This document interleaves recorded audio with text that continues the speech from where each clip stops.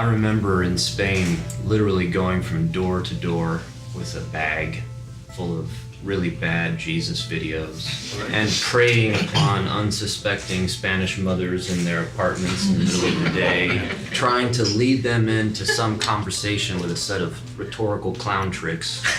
And inevitably, they would be generous enough to ask me why I was there, and I would begin to give the script. And the more that I repeated this script, the less I believed it. That's right. I just thought, this is so empty. It's so sterile. It touches so little of anyone's life, especially my own. So I began to read voraciously the Bible, but also quite a bit more broadly, and to ask myself, actually, what is the gospel?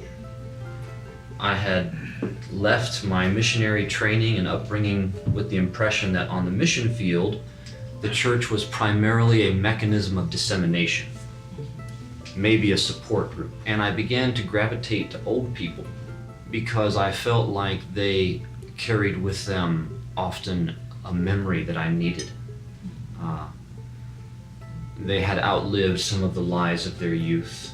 As you might imagine from what I'm saying, I was, a kind of missionary pastor of this church of like 11 people, and trying to figure out what the gospel is, what the church is, like the basics of the faith were suddenly gaping holes for me.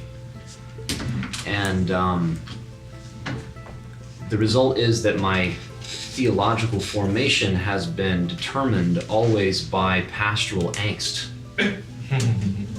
I just haven't really known a purely speculative kind of theology. It's always been something that I'm hurting for.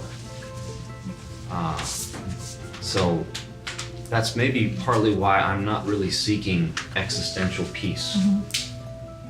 Because I find that unrest in my life is life-giving.